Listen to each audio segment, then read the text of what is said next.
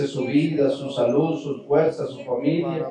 Bendice el entorno que vive y su ministerio, Señor. Hazlo grande a través del corazón de la Santísima y Purísima Virgen María. Amén y amén. Gloria a Dios. ¿Quién vive? Fuerte el aplauso al Señor.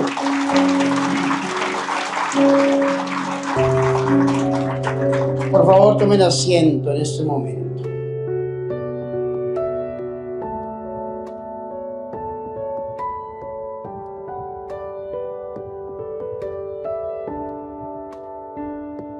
Cuidado con esto, porque hay una opresión en su economía.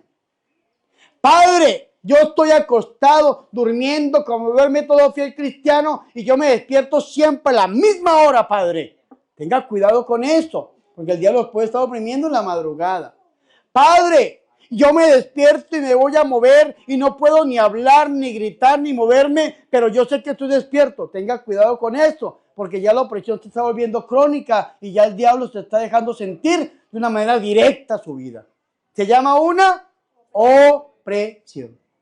Cuando es mental, algunos le llaman una obsesión, pero la palabra obsesión no me gusta utilizarla porque fue una palabra que la propuso para el mundo Sigmund Freud, que es el padre de la psiquiatría contemporánea, del psicoanálisis, y entonces se queda solo a nivel de la mente.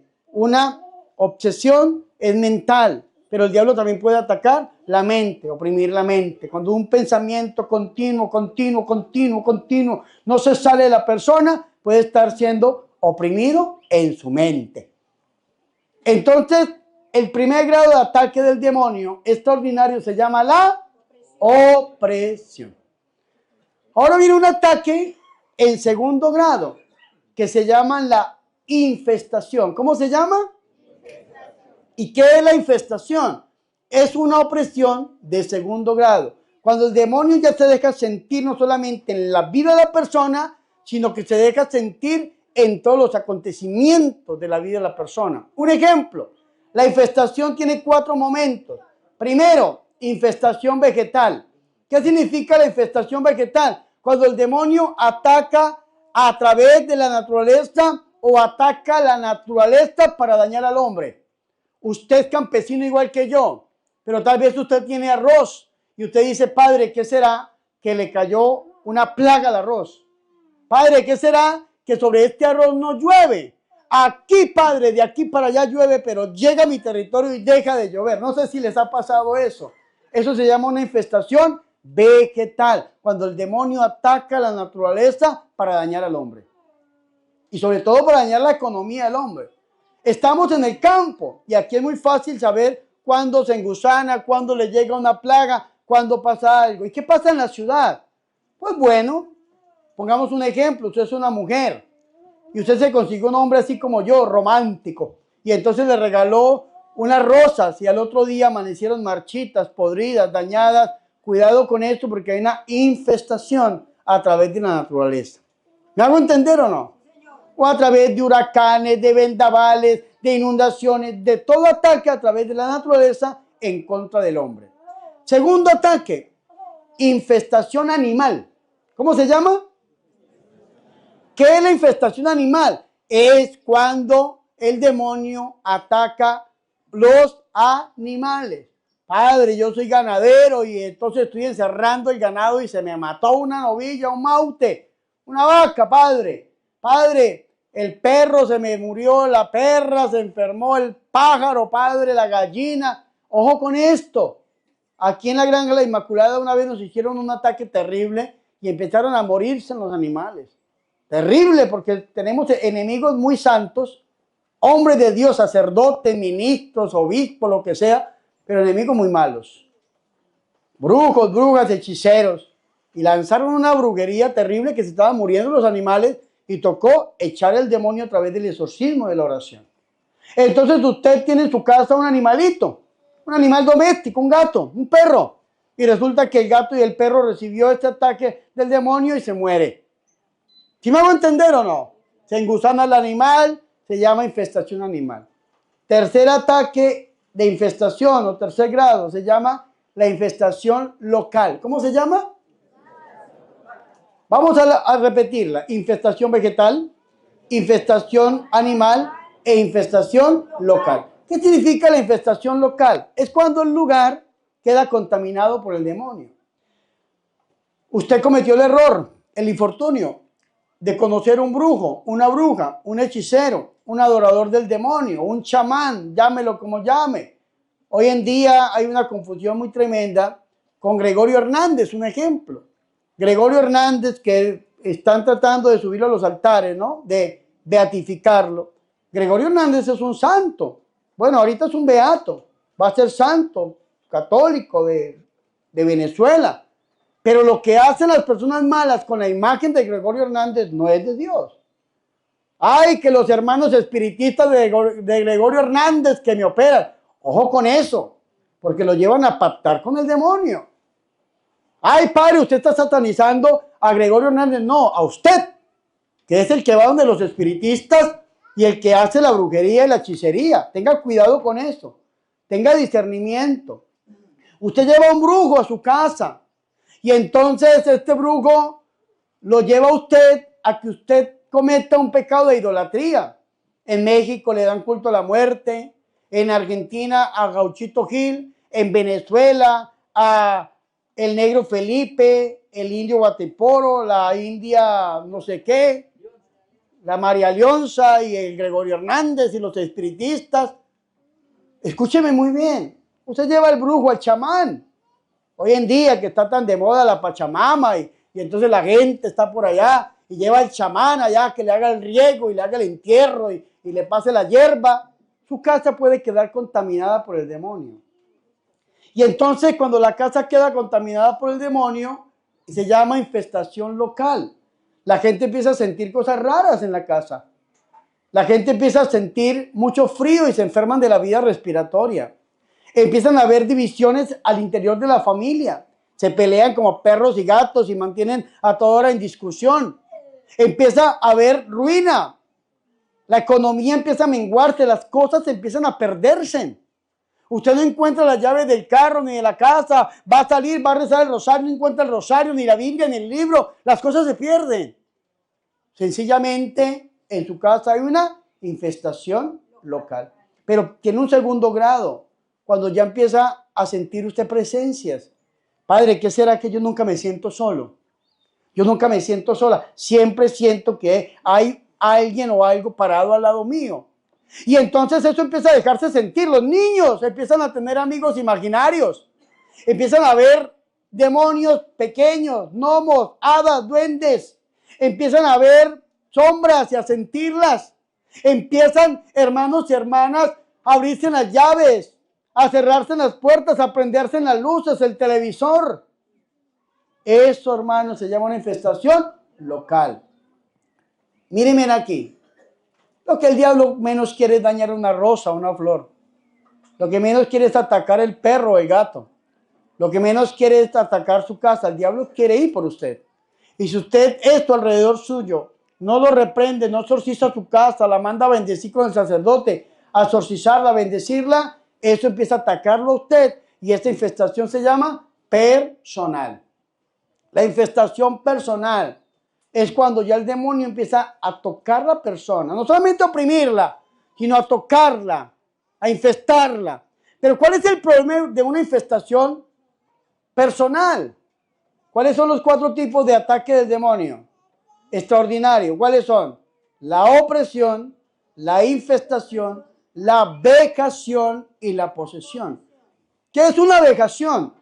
Es una infestación de segundo grado. Cuando ya no solamente el diablo quiere tocar a la persona, infestarla, sino que la enferma, aparece una enfermedad en la persona. Pero la persona va al médico, no pasa nada, el médico le dice vaya al psicólogo, no tiene nada, usted está bien, los exámenes y los resultados están favorables, pero usted se siente morirse. Eso se llama una vejación. Y es cuando el demonio toca el cuerpo y lo enferma. En la vejación, el diablo, si se le hace una oración a la persona, el diablo puede hablar a través de la persona sin estar dentro de la persona porque ya tocó el cuerpo humano. Eso es terrible porque la vejación es el primer grado de posesión de posesión, escúchenme muy esto, demoníaca, de los 72 grados diferentes que hablan los exorcistas. Hasta llegar a la posesión total. Por eso los exorcistas a veces se confunden. Y no es que yo sea más versado que otros, pero hay exorcistas que dicen, yo nunca me he encontrado con una posesión total en la persona.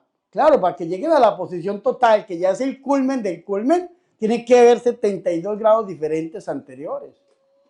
Posesión total, parcial, interna, externa, una cantidad, una paleta de oportunidades muy grande, pero que el demonio pueda hablar a través de la persona desde la sola vejación, ya el diablo se siente con poder de atacar a la persona. No hasta llegar a la posesión, pero para que llegue a la posesión, la persona libre y voluntariamente tiene que abrirle su ser al demonio e invitarlo para que lo posea. Hoy en día es muy fácil, la gente que adora la muerte, un ejemplo en México, hacen pacto con el demonio, la gente que va donde los brujos, hacen pacto con el demonio y los brujos engañan a la gente y los lleva a hacer pacto con el diablo y ya la gente sencillamente le abrió su voluntad al demonio para que haga y deshaga con él.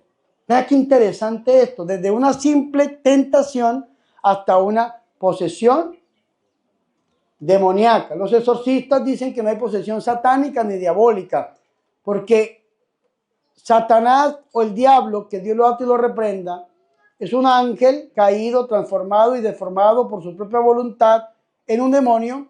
Entonces, si este ángel caído, deformado y transformado en lo que es, posee a una persona, pues va a dejar de atacar y de dirigir a todos los demás demonios. Entonces hay posesión demoníaca, más no satánica.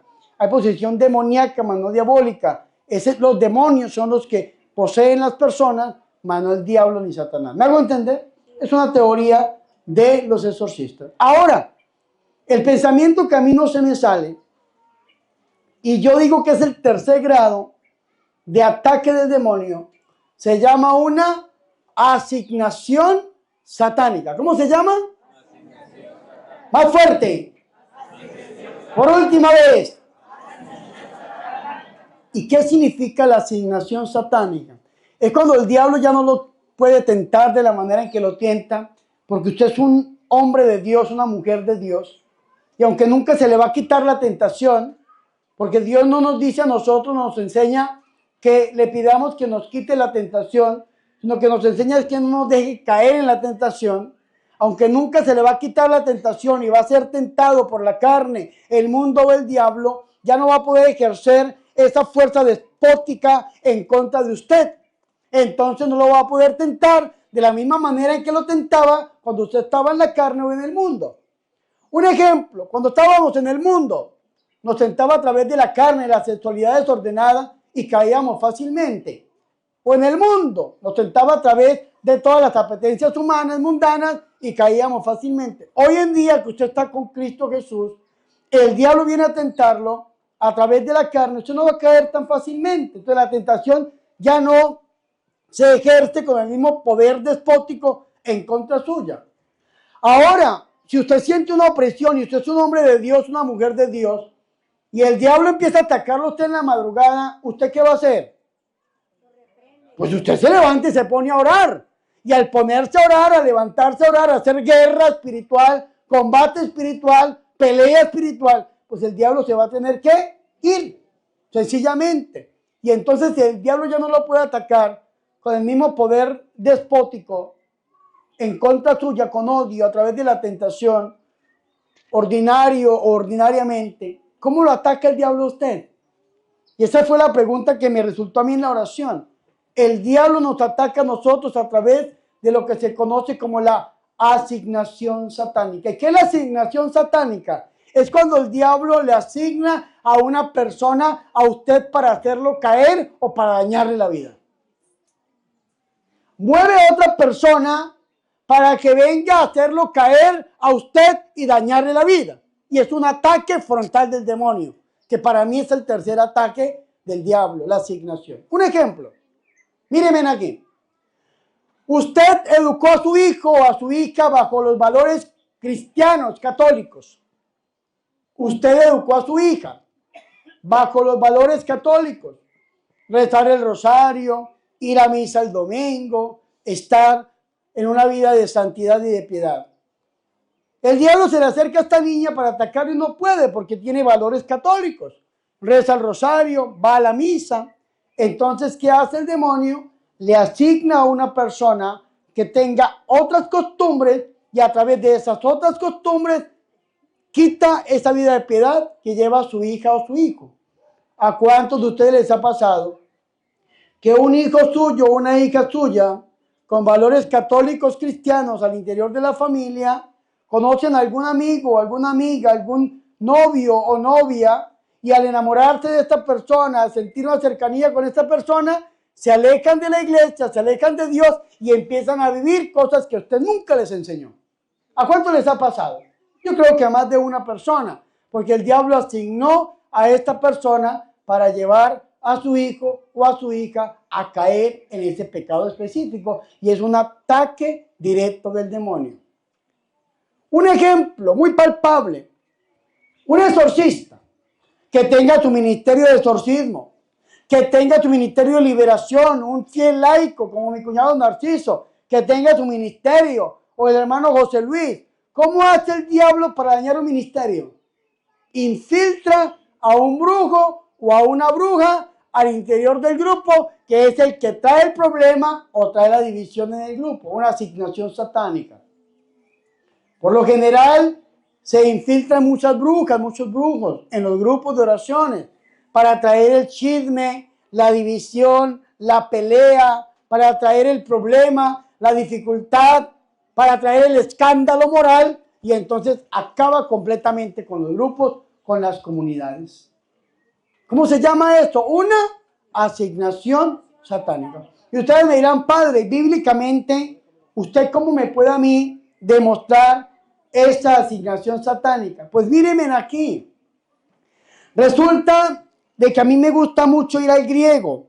El griego es el idioma en el que está escrito el Nuevo Testamento. El Antiguo Testamento está escrito en hebreo, algo de arameo.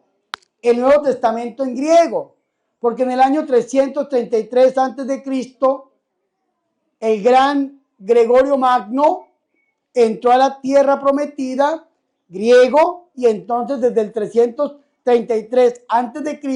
instauró el griego en Canaán, en el Estado de Israel, en la tierra prometida.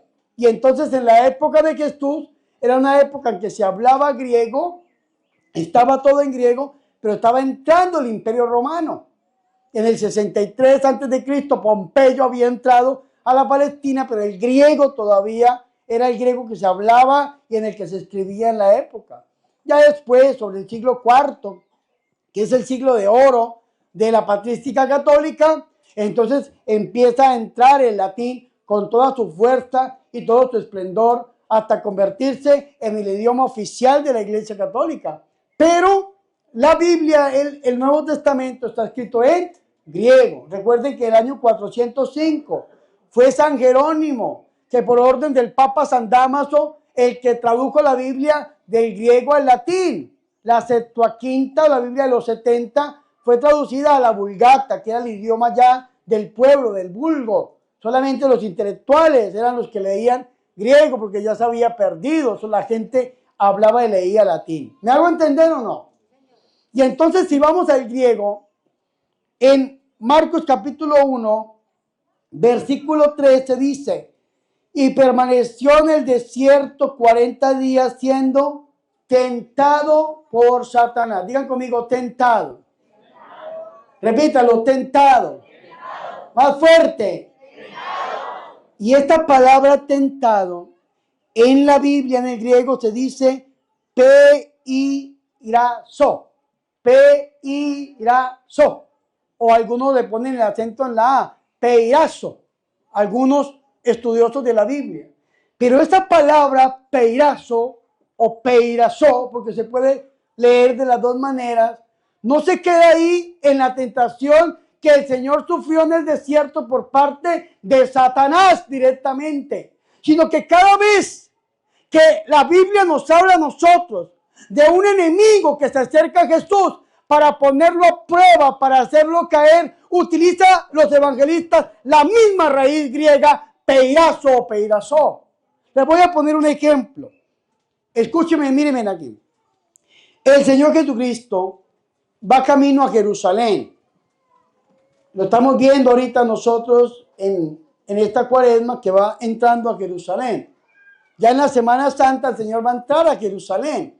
Y entrando a Jerusalén, el Señor se va a enfrentar contra todas las autoridades religiosas de la época.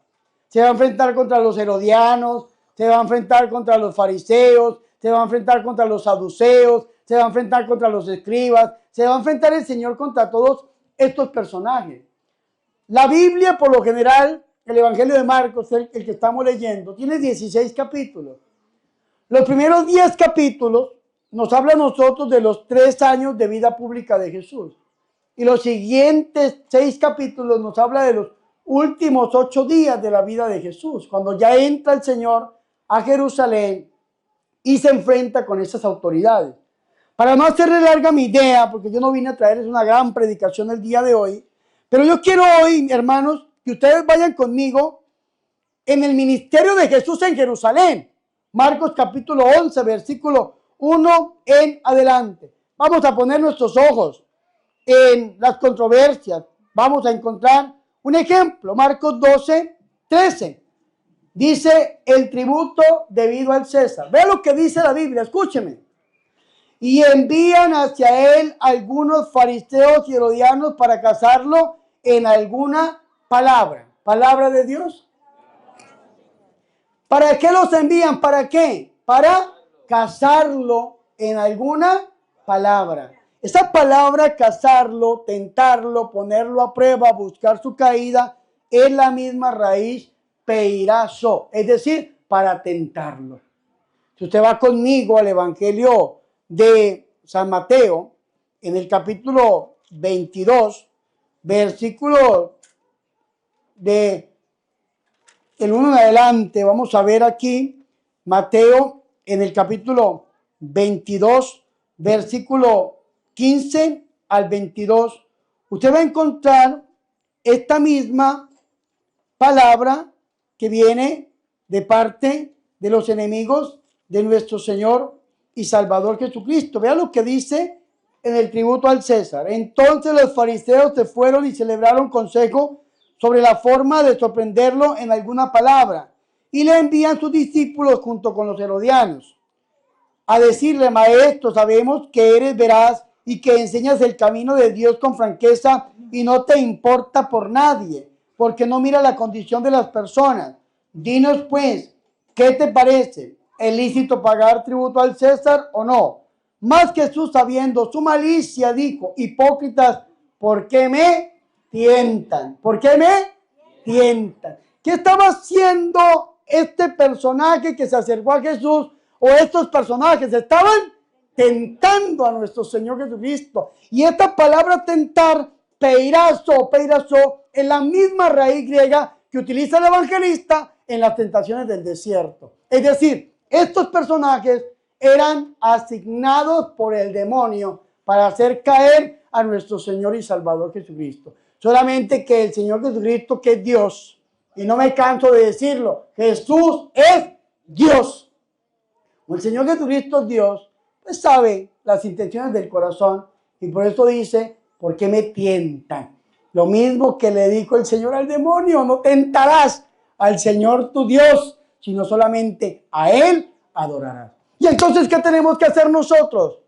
Tenemos que tener un discernimiento espiritual para saber cuándo el demonio nos ha asignado a nosotros una persona para que venga a hacernos daño. Que esa persona se puede infiltrar como un amigo, como un socio, en un negocio. Se puede infiltrar esta persona como un servidor en una comunidad. Se puede infiltrar esta persona como una persona que quiere venir a ayudar en un primer momento, pero después saca las garras y le hace daño a la persona o a la comunidad y se va porque ha sido asignada por el demonio para dañarlo. Amén. Fuertes aplausos al Señor Jesús.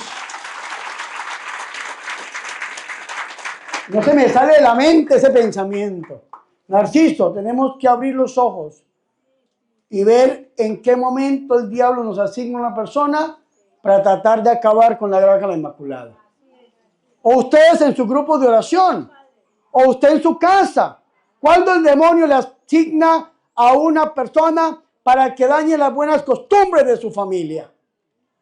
Tal vez ese amigo que se consiguió su hijo o su hija lo lleva a la droga, al alcohol, a la sexualidad desordenada, asignado por el demonio. Un ataque frontal del diablo. Se llama asignación satánica.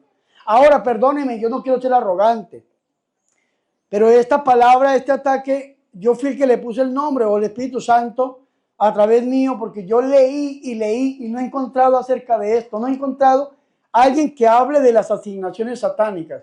Es una predicación que Dios me puso en el corazón para ustedes y yo se las vengo a compartir con ustedes. Yo creo que el tercer ataque del demonio es a través de la asignación que hace el demonio de las personas, donde infiltra, donde mete personas para que dañe familias, donde mete personas para que dañe buenas costumbres, para que dañe comunidades, para que dañe obras, y después de que el diablo hace lo que quiere hacer, esa persona se va y nunca más regresa.